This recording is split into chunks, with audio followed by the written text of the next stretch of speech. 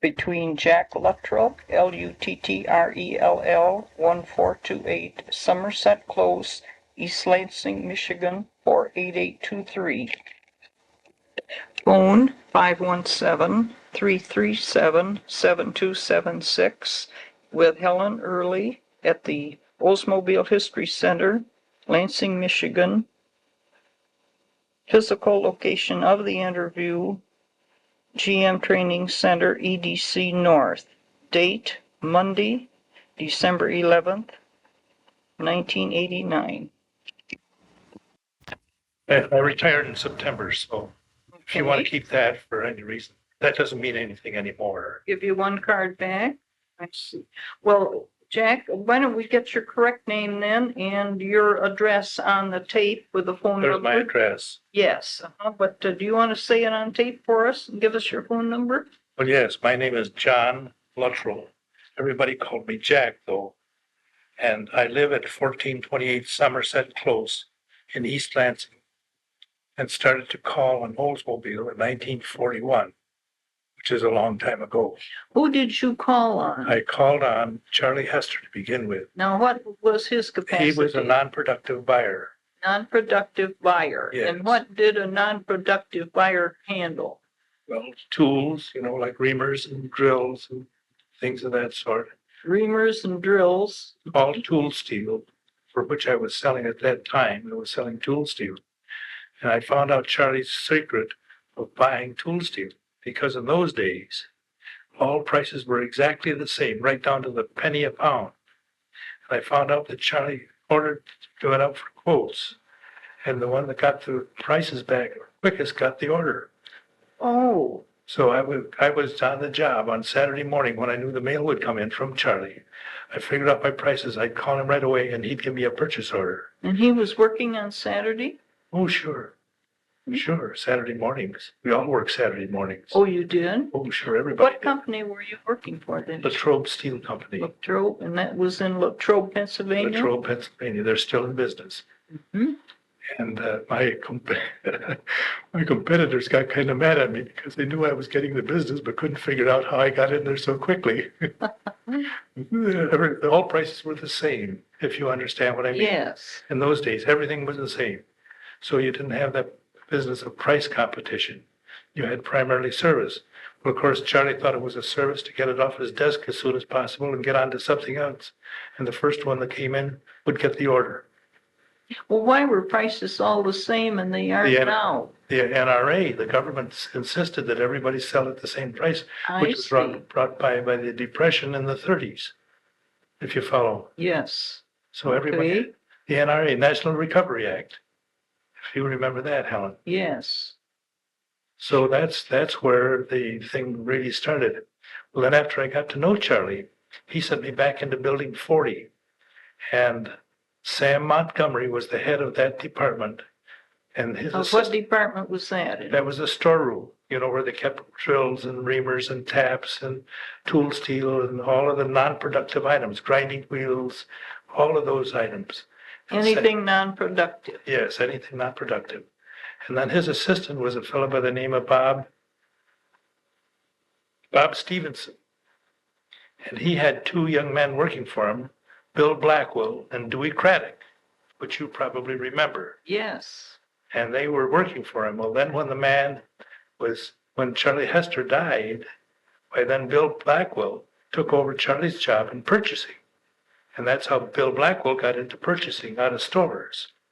And he was a non-productive buyer. Do you remember what time that was? I would say about 1946 or 47. After the war. It was after the war.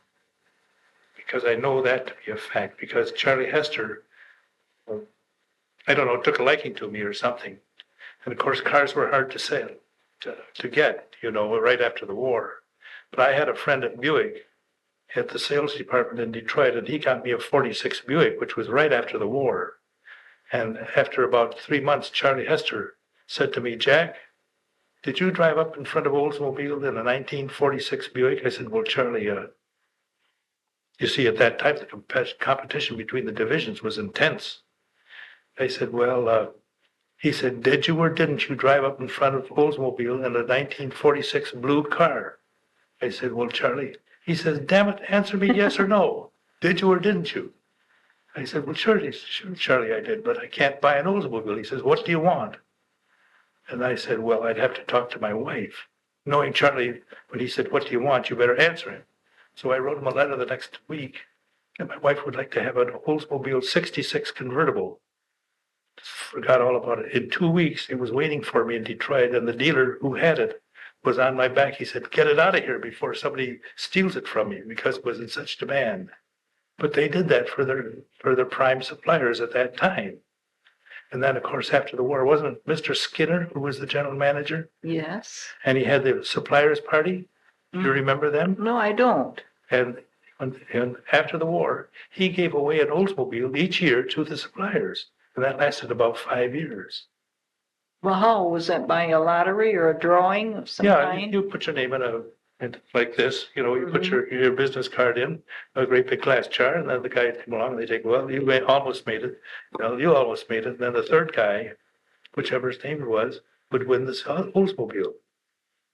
So they treated the suppliers Very well. very, very well. Oh, it was a fabulous company to call on. Just fabulous. Well, before we started the tape, you said something about people preferred to call on Oldsmobile. Yes.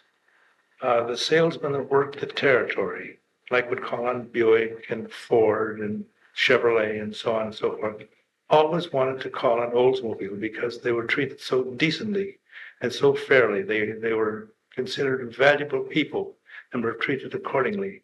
And it was a tremendous thing to hear the fellows coming out of Flint or Detroit and want to call on Oldsmobile because they were treated so much better. And that's a fact. I don't know if you can find any guys to say that anymore, but that was really a fact. And we all appreciated Oldsmobile and the way they treated us.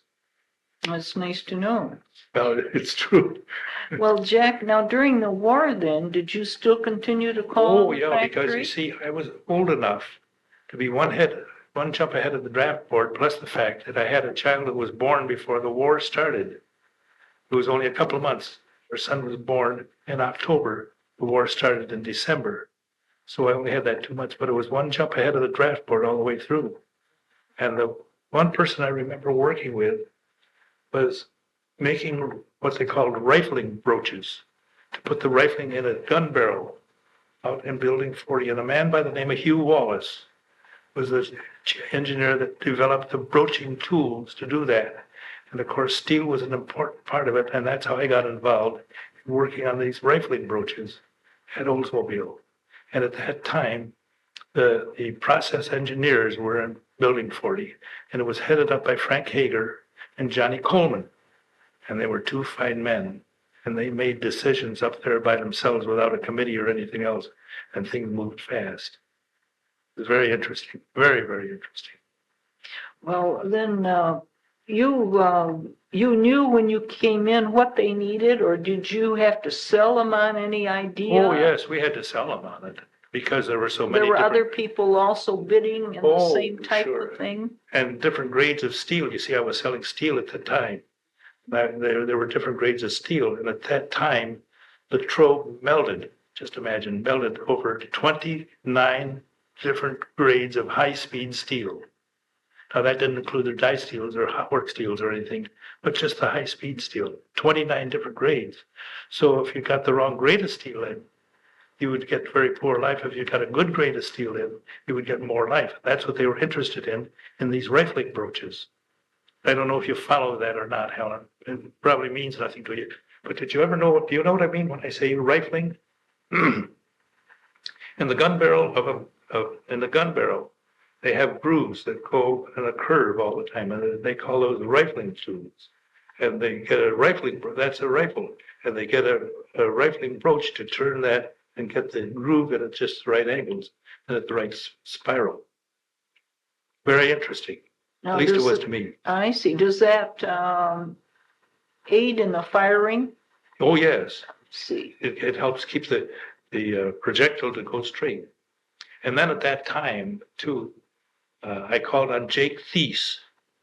Do you remember his name? Yes. Jake Thies was a superintendent of the tool room at the forge plant out on Saginaw Street, which was a small plant at the time. And he made many 3-inch shells, thousands of them. I worked with Jake on that during the war.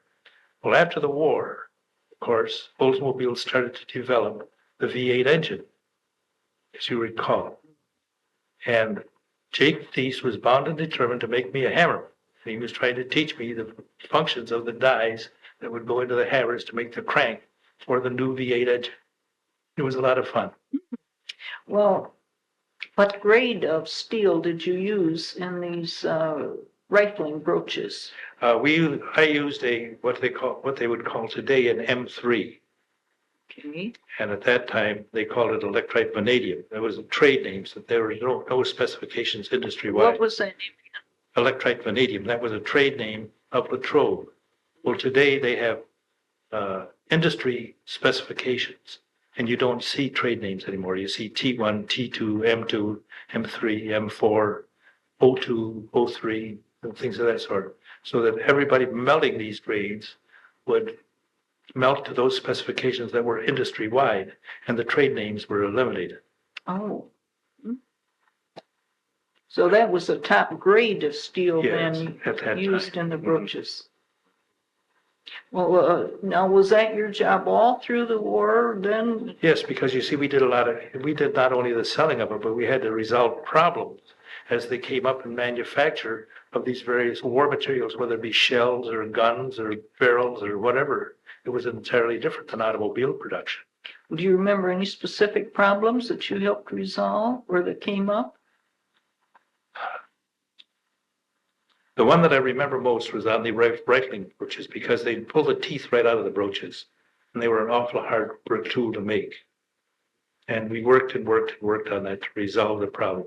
And Hugh Wallace, as I said before, was the fellow that I worked with, and he was old enough to be my father at the time, but a wonderful man, a great sense of humor, just a fine man. In fact, I think the house that he lived in was on the corner of St. Joe and Townsend, and then the next street Walnut? could be Walnut. And he lived in a big house there, so he had just to walk across the street to go to work. Yes. Because there was no expressway at that time. I don't know if you follow me or not. Yes, I do. But Hugh Wallace was a wonderful man. Now, these older fellas would take a young guy like me. You see, I was only 26. In 1941, I was only 26. And they would take me under their arm and help me through and try to teach. They were grand people, just fabulous people. I remember one time I was trying to sell Oldsmobile an idea which I felt would save them some money. And I wasn't getting anywhere, and I went to talk to Johnny Coleman. John says, it sounds good to me, but he says, you got to talk to Frank, who was a master mechanic at that time. Now that'd be Frank Hager. Frank Hager. His young Frank worked there too, you remember? Or don't you remember that? No, I didn't know him that well. Did you know Frank Hager? I knew the name. Mm-hmm. Well, at any rate, John said, look, you're going to have to talk to Frank. That's the only way you're going to be able to get the authority to do what you want to do. So I had this idea about this special way of rolling the steel. And he said, you be here at 10 minutes to 1. Frank Hager will come back at 5 minutes to 1. You will have 5 minutes to sell him, because people from Ford are going to come in and want to know how we make knee action units. The group from Ford was coming in. So he got me in to see Frank, and I talked to Frank for about 3 or 4 minutes, and he says, it sounds like a good idea to me. He says, we'll order 1,000 pounds. And of course, in those days, 1,000 pounds of steel was a big order, and it worked. And it worked very well. Well, now you mentioned a new way of rolling steel. Yes. How was the old way compared with your way? We controlled it at the mill to prevent decarburation on the surface. It was our method of rolling that would do it. This way, it would save them a lot of soft operations. All they would have to do is harden material and grind it, and then their tool would be ready to go without any soft machining. It was a process that we had in the manufacture of the steel. And I knew it would work. I couldn't get anybody to believe me, because everybody else insisted that it be machined soft and then hardened and then ground. Ours was just cut it to length, harden it, and grind it. You eliminate the soft operation. And it worked. some people were hard to convince. Mhm. But Frank Hager took the bull by the horse and said, order 1,000 pounds. We've spent money crazier ways than that. This sounds like a good idea to me. He was a big man. What was steel selling for then? That grade in those years was selling for 52 cents a pound. What kind of grain? Grade, Oh. grade, a grade, not a grain. Oh, A grade, A grade? yes. And It that's was, the top grade? no, there were different grades. You couldn't say there was a top and a bottom because it would depend on the analysis. But it was Or an the use. M2 grade M2 grade was, used for cheeking tools.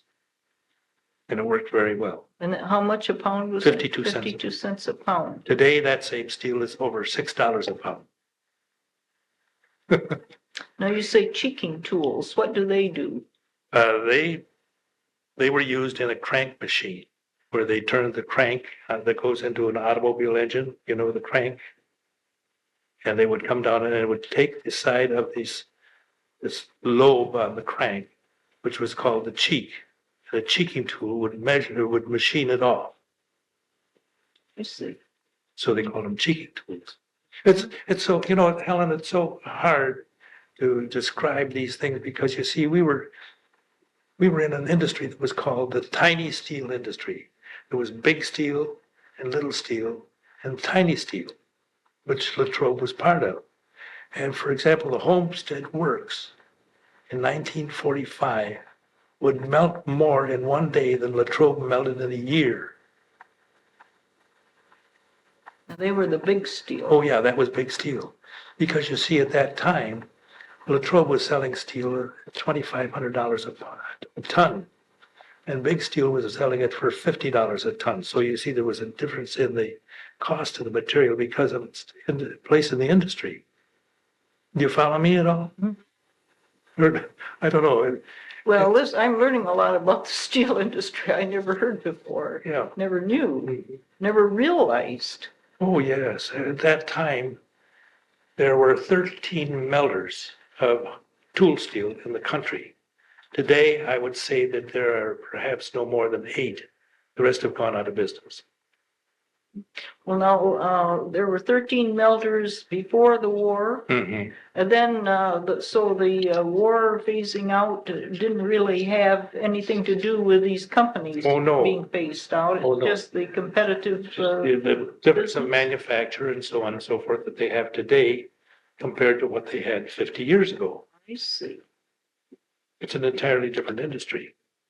Well, Jack, how many tons of steel would your company sell to the factory on an average year when you were dealing with the automobile You mean industry? Oldsmobile? Yes.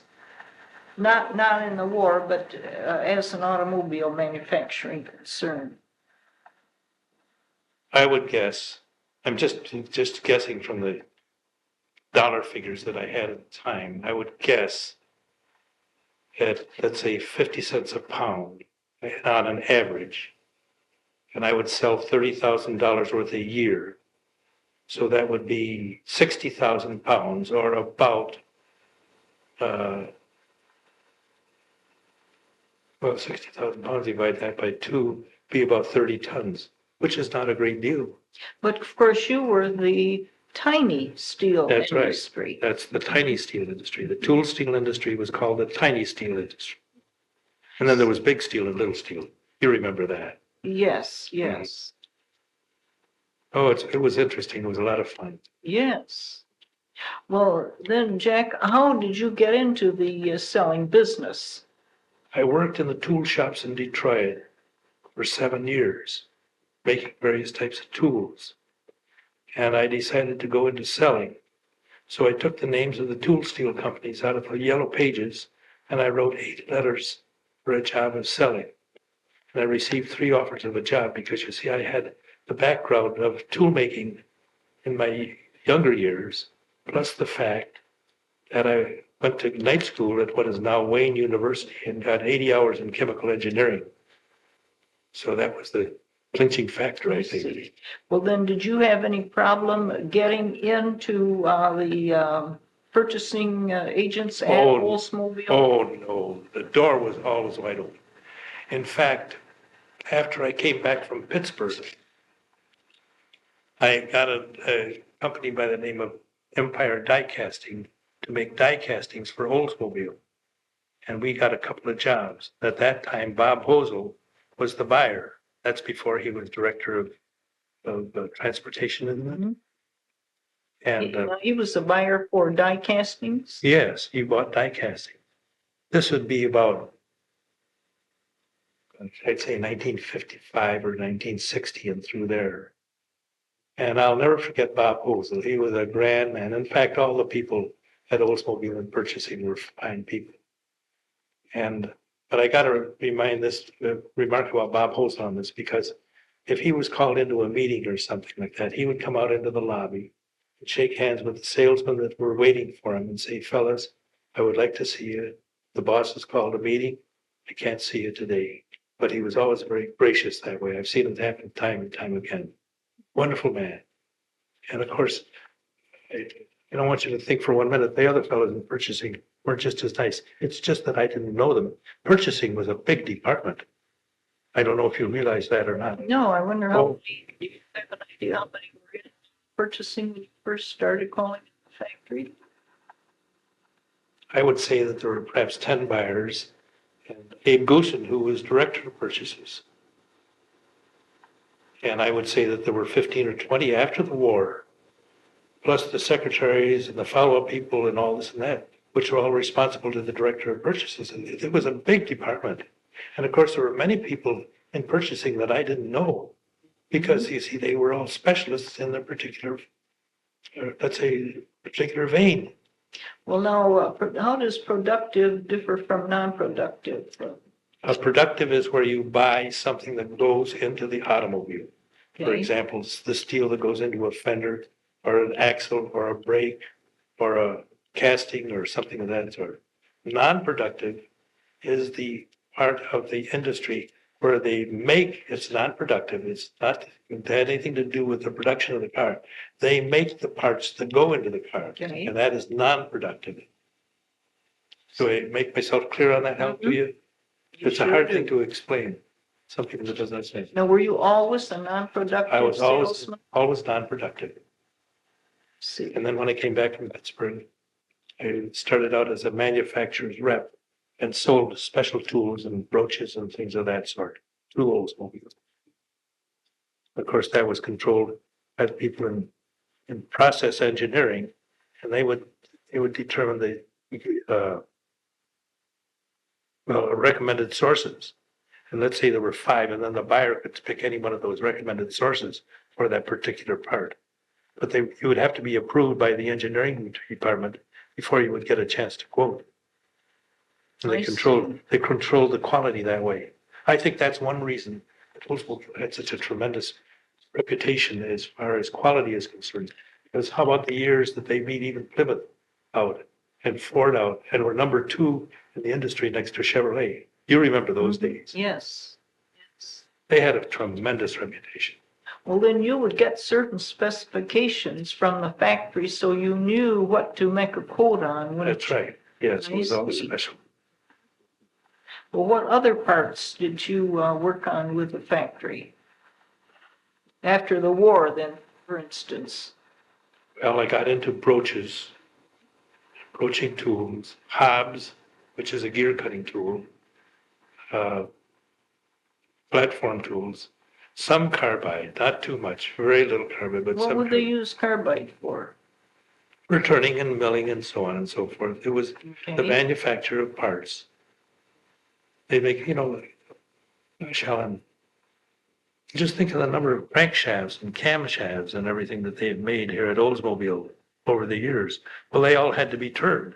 Well, of course, when they got away from steel, they went to carbide to turn them with because it was a better material. It worked better. And that's the reason that they made these changes. It was fabulous to see the changes that they made. Just unbelievable. Well, then your company, Luttrell.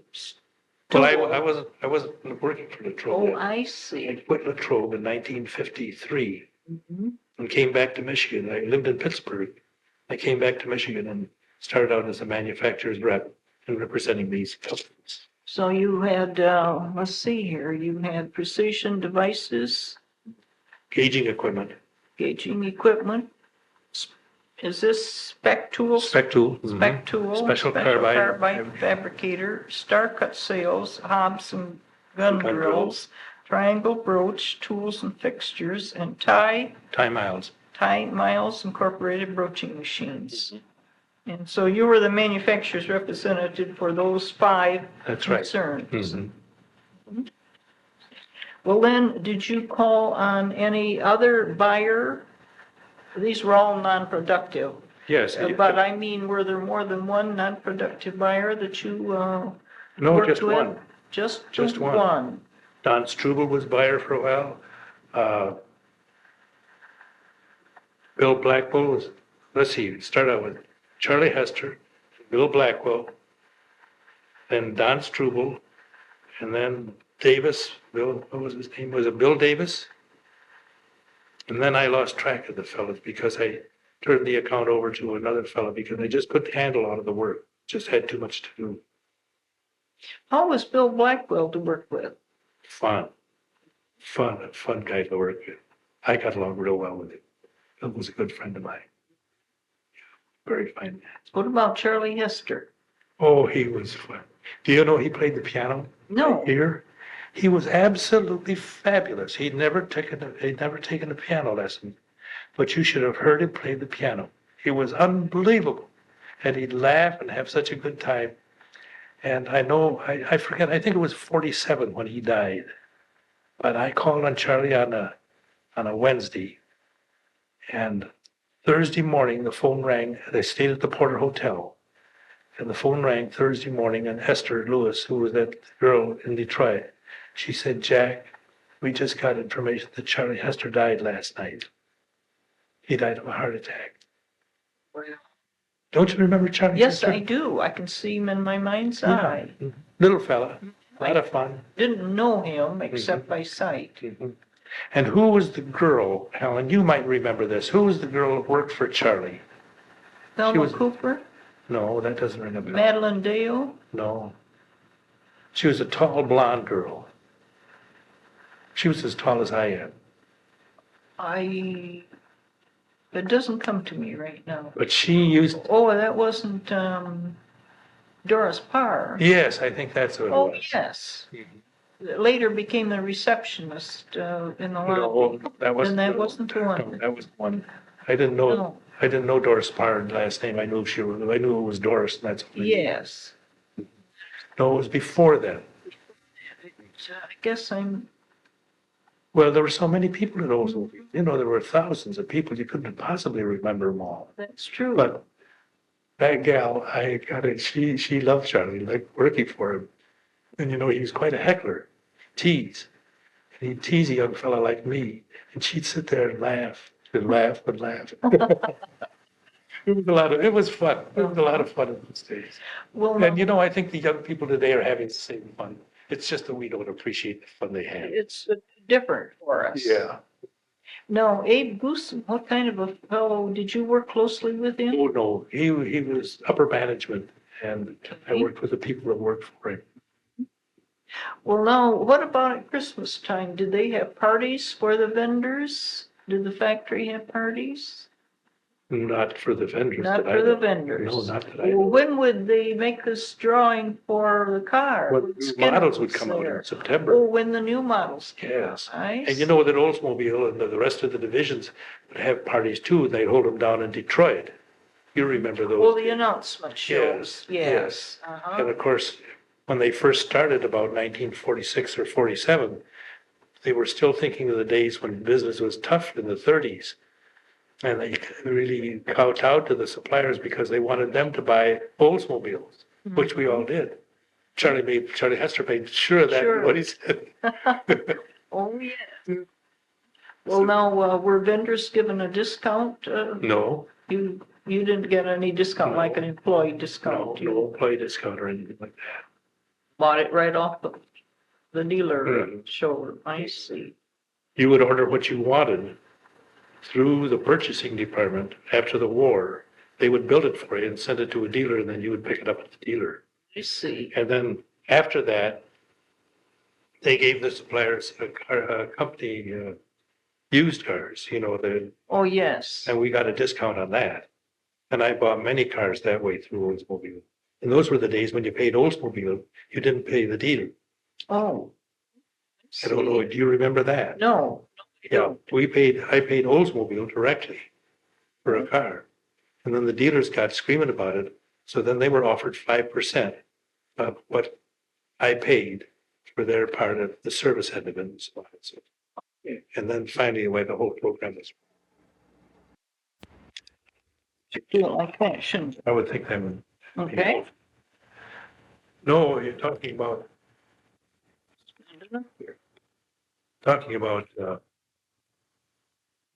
announcement parties. Mm-hmm. They were quite lavish toward the end, but at the beginning they were a very select group, 50 or 75 men, very small group. And they would have it in the auditorium on the third floor, I think it was, Right. of the engineering building. Old building 64. Yes, old building 64. They had it upstairs there, and that's where they had it. And then as it progressed, the party got bigger and bigger and bigger. And that's when they finally moved it down to Detroit. They had the parties in Detroit. But they were always announcement parties. Now, what kind of a parties were these? Were they dinners or hors d'oeuvres or? No, they were dinners at the beginning. They were very elaborate. Very, very elaborate. And this would be just for vendors? Just for vendors, and you had to be invited. I see. And of course, I imagine the people in purchasing determined the list of people that were to be invited, because I didn't know anybody that wasn't connected with purchasing in some way or another. Now, would there be factory executives like a general Oh, manager? sure, they get up to Sales speeches, manager? give speeches, and then towards the end, when they discontinued the announcement parties here a few years ago. Yes. And prior to that time, the general manager would give a speech, the sales manager, and it would be a regular production, like a musical. Like a stage Yes, production. just beautiful. And it would be a huge, huge turnout for the thing. They'd hold them in the auditoriums in Detroit. I don't Yes. remember exactly where they are now. That's where they held it. They were fabulous. And of course, all during that time, you got acquainted with newer people and so on and so forth. As they retired, you had the younger fellows coming up. And now the young fellows that were to me have all retired. So I know practically no one at Oldsmobile anymore. Yeah, you mentioned Don Struble. Mm-hmm. How was he to work with? Oh, he's fine. Very, very pointed and direct, and not a lot of baloney or anything like that. He had a job to do, and treat you courteously and everything else, but don't waste my time at work. He was fabulous. I like Don. Well, now, Jack, right from the mid-50s or 53, you were the manufacturer's representative right. for these Mhm. 5 companies. And all of those were not productive, so you never Yes, all of them were non-productive. got into the productive That's right. end at all. I never got into that. Now, where else in the plant would you go when you came to call on Olds? Oh, Since I would. 40.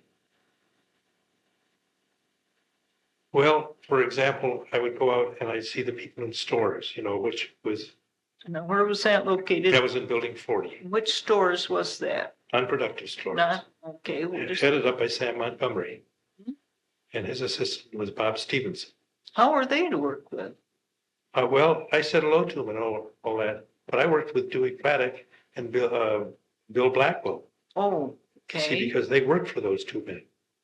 That's who I worked with.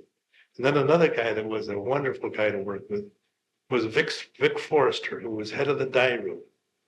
And I don't remember the building he was in, but that's where they made the fenders and the hoods and the parts that they had to have for the car that were not made by Fisher Body. Well, it were stamped out here Yeah. then. Mhm. And I remember one time I was in talking to Vic, and his face turned as white as a sheet of paper. He says, "I'll see you next time," and got up and left me. Well, at that time, Oldsmobile was making some kind of a part for the hydromatic transmission. Now, what year was this then? You remember? Oh, gosh. Sometime before 1950, between 1945 and 1950, and through there somewhere. 51. And there was what they called it a dish pan. It was a big, heavy piece of metal about 18 inches in diameter that had a flange on it. And they'd come down and they'd hit that with a punch press in such a manner to flatten the flange perfectly flat. So when they bolted it onto the transmission, it wouldn't leak. What happened that day was that Vic got word that man put 2 of these in the die in the machine at the same time. And they welded the whole thing together. They had to cut it apart with a welding torch because of the tremendous pressures. And he was just furious because this was the second time that man had done it.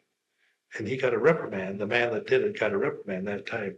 And Vic told me then, he said, if he does it again, we will have a deal with the union or we'll have to let him go because it cost us too much money to repair the machine that he ruined by not paying attention to what he was doing.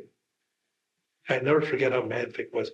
And he was such an even-tempered man and so gracious that it was unbelievable to me that he could get that mad. And we storm out of the place. Well, these pieces, was this a physical piece? A man Yes. had to pick it up physically and And put it set in the it in press. press. Mhm. You see, so it would be pretty obvious that you had 2 Well, pieces why, instead of sure. 1. That's right. I mean, he wasn't paying attention to what he was I doing. see. So they'd come down and they'd press it and the thing would go back up. Without taking the other one out, he'd put another in on top of it. Oh, I see. That was the way. Yeah. Oh, Vic was mad. Oh, he was mad. Well, then that would damage the press. Oh, yes, it would ruin the Nice. machine and ruin everything. In fact, on that job, I remember vaguely the amount of steel that was involved in it. And at that time, there was something, just the steel that I sold him to go into this die was in the area of $5,000. Just at that time, now, you want to remember in those days, $5,000 was a very handsome wage. I started out selling in the steel business for $150 a month. That's $1,800 a year. Let's see, it's unbelievable. So $5,000. No, that year again was, can you remember what year that was when When this? this happened, I would Probably. guess, now I'm guessing, it'd be 48 or 49 through there somewhere in there. But Vic was a wonderful guy. He had a good sense of humor. Well, it was so typical of Oldsmobile. Really, the people at Oldsmobile were fabulous people.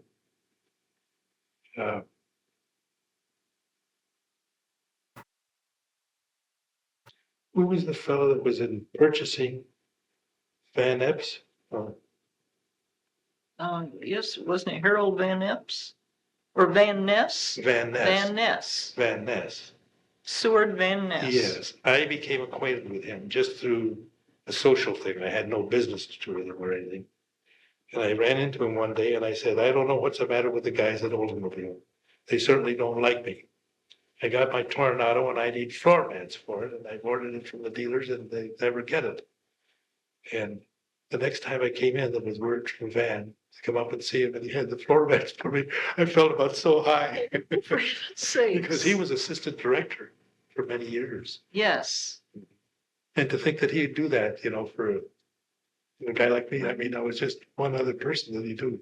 But he was that interested in keeping a good rapport with the people that they did business with. Mhm.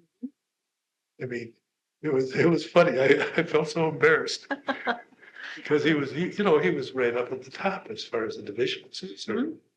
Well, did you work with Art Radke? Oh, sure. He worked. Well, Art Radke came in after Abe Goosen retired.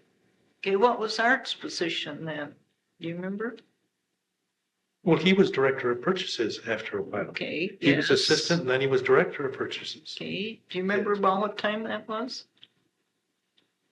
About the same time. It was before 1950. Okay. Now, I never knew Art Radke. I didn't know him. You see, these people were top management people, and the people that I dealt with were more at the bottom of the scale because non-productive items were not important. But let you be down because you didn't have a drill or a reamer, you thought the roof was going to come on. But go ahead. But I was going to ask you, did that ever happen that you got a real wild call from? Oh, sure. Can you relate something to Well, that? for example, let's say that you have a special, well, I'll tell you something that happened. This was right after the war out in Plant 3. You know, it was across the street from the forge plant. Right. And I made some cutters for them for milling some parts. I don't remember now what they were. And every once in a while, they'd call up screaming for more cutters. Your darn cutters are no good. I said, well, what's the matter with them? They would break them all the time. So I was out and I looked at the job and I couldn't imagine how they would break them. It just didn't seem possible. You know, the machine seemed to function right. Everything seemed to be fine. And I stood there and I looked at it and I looked at it. And one of the people on the floor, I don't know who it was a blue collar employee, came up to me. He says, you're wondering why that machine breaks your cutters. I said, yeah, I can't see what's wrong with it. He says, I'll tell you what's wrong with it. I said, you will? He says, yeah. The thing miscycles at times and it comes in a rapid feed on the thing and it just punches down through the part and it breaks all your cutters. There's nothing the matter with your cutters. Now that was a man on the floor telling me what happened and nobody could find out what it was doing. I never forget that. So then when they break their cutters, then they're screaming to me to make more cutters to get the job going again. When it wasn't the cutters, it was the machine. Yeah, machine malfunction. Well, how did you handle that? Well, I told them the truth. I told them just exactly the way it was. And they were grateful because then they knew where to look to correct the problem in the machine, which I had nothing to do with. Do you follow me? Yes. Well, I never forget that. I never forget that guy stepping up behind me and he says, I know what the trouble is. Now, he'd seen it happen and nobody bothered to ask him, you know. And somebody should have bothered to say, what's going on around here? What's happening? But I just stood there for maybe a half hour watching the machine run. And he knew what I was looking for. So that's when he came up to offer his opinion as to what was happening. So that's where you're in trouble, you know. You can't shut down the line. No, that's. And when they're making parts, they don't have tools. They're going to shut down the line sooner or later. And that's when they're all over a supplier, a non-productive supplier. Do you ever remember any other incident where the line almost was shut down or was shut down because of lack of a critical part? Not really. I don't recall that happening, but just that one time. There probably were other times, you know, that I didn't know about, but it was not a frequent situation. But you had to keep that line moving. Yes. There was no ifs, ands, and buts on that. Yeah, you had to keep the line moving. I can't think of anything more than that. How would you get parts in fast if I had an emergency call from those? Well, I would call my friend at the place where they were made. I'd tell them what it is, and they would cooperate with me because I never hollered uncle for no reason at all. No. Well, then, I mean, would the part be flown in or how would you get it fast? No, I would go down to Detroit and pick it up. Oh, I see. And actually hand deliver it. Oh, yes. Many times I've done that. Where, you know, they have problems. They got to have something quick. Many times. I'd hate to tell you the number of times that's happened. Part of the job. Sure. Well, and did you later work with, let's see, who else is in purchasing? Bill Smith? No. Of course, I know he was more on stationery and paper supplies, that type of thing. No, I told Bill Davis was the last one that I remember working with. Now, since then, they've had a number of changes in non-productive purchasing because they're training people all the time. And I haven't kept up on it because I gave up the account of Oldsmobile about 10 years ago. So you about 1979 was the last time you called on a factory. I see. It was too much for me to do because I had all of Western Michigan to take care of. And today there are 2 people doing what I did. Oh, yes. So, you know, things change. Yes. We've got paperwork now coming out of our ears and things of that sort that we didn't have in those days. In fact, it used to be that if somebody wanted something from any one of the customers that I called on, they would say, Jack, this is what I need. I order it, bring it in, and there would be no paperwork on it at all. We'd make the paperwork up afterwards. And those days are gone. Oh, yes. In fact, before the war, I would call on a small die shop and they would give me blueprints and they say, figure out the steel that I need and figure out the steel that they say, order it, they get no purchase order, no paperwork, no nothing. They'd get an invoice, and they'd pay it. Things don't work that way today. No. That's a lot of difference. I don't know what else I can tell you, Helen, unless you've got questions. Well, I had some here, but I think you've answered a good many of them. I just was wondering if anything personal came to your mind about people, situations. No, all I can say is that the people at Oldsmobile were most gracious at all times. One of the funny things I think I've got to remember in the new building when they had that sort of a pond like in the lobby. Oh, yes. Betty Plotnick was the receptionist, Right.